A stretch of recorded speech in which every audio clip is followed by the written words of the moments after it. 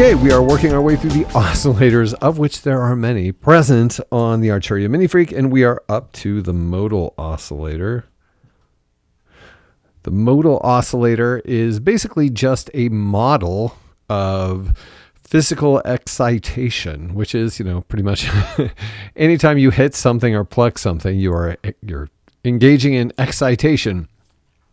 And this particular oscillator just is a basic model of that situation where you impart energy into something that vibrates, it vibrates, and then you basically get to set the decay on that vibration. So really it's just a physical modeling of like physical instrument playing, I suppose would be a way to say it, if awkwardly. On this particular oscillator, the wave is basically in-harm. And in-harm, as opposed to n-harm, I suppose, in-harm is the amount of inharmonic partials or harmonics. I guess if they're inharmonic, they would not be harmonics. The inharmonic partials present in the breadth of partials that make up the sound, which is to say the harmonics, the partials, all of the atoms of the sound. In this case, you have the ability with the wave knob, which is the in-harm, to control the amount of partials that are not within the harmonic series within the context of the sound, which is, I don't know what's the best way to demonstrate this, but I'll just turn the knob to begin with. We'll have a better clue when we start dealing with the other knobs, but you can kind of hear what happens.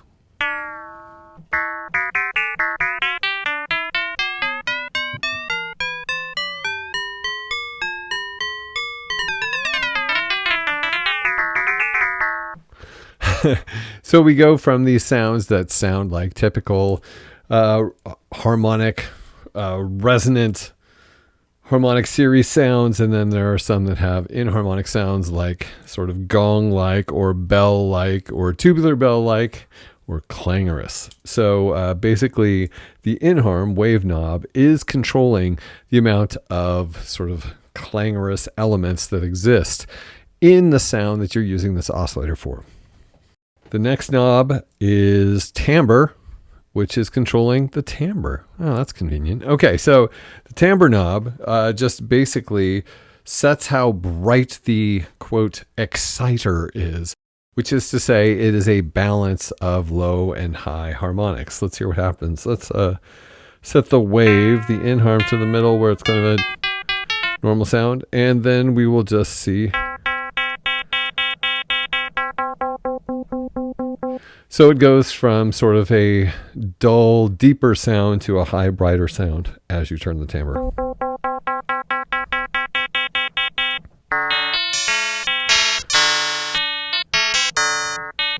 See if we can find something a little more in tune.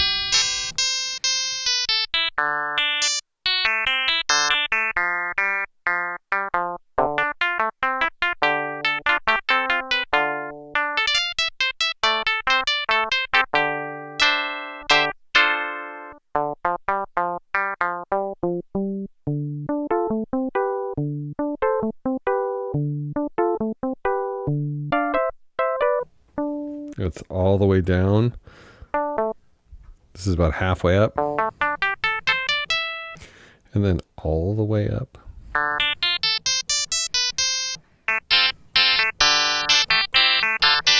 So let's see what happens when we mess around with the in-harm knob, the wave knob,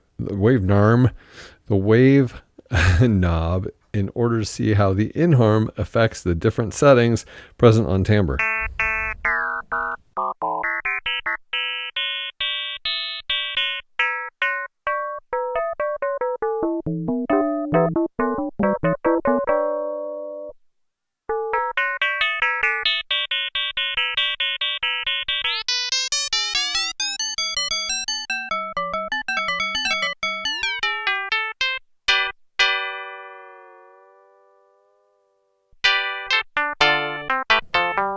And then last is on the shape knob is decay.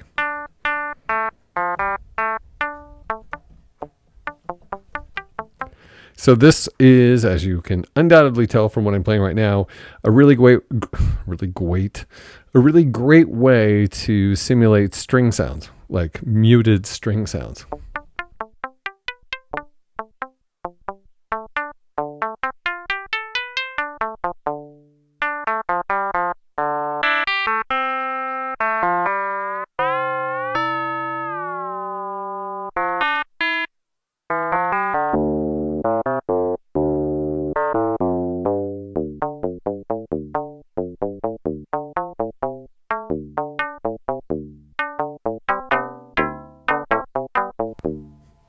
I'm finding that the in-harm knob also allows a certain sort of detuning to occur.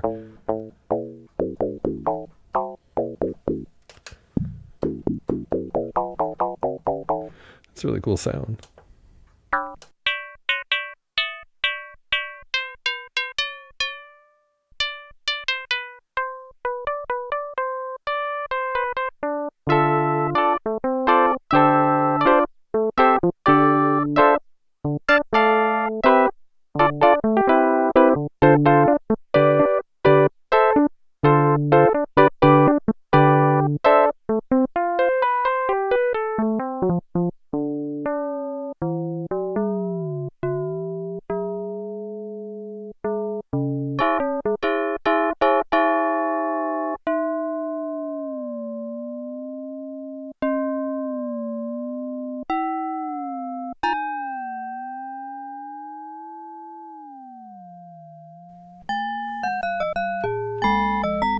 I was trying to find a way to sort of tune the different frequencies that are existing as I'm messing with the inharmonic content, but it doesn't seem like you can actually get them to tune except for right in the center. That's certainly not the way.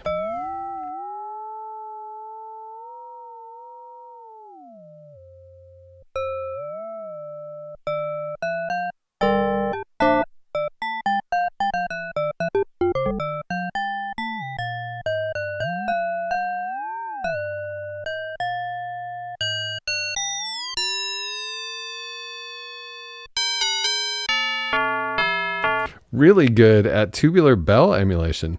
A lot of the tubular bells you're hearing are actual tubular bells going on with the clocks, but still, this is the synthesizer right now. It's amazing. Yeah, let's put a little bit of release on there.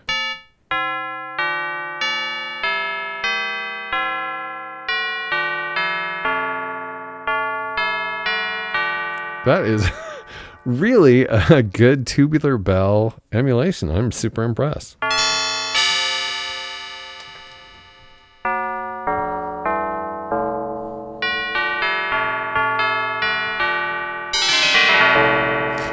Cool. So in addition to obviously plucked sounds, you can also do some bell sorts of sounds with this particular oscillator as well, which is cool.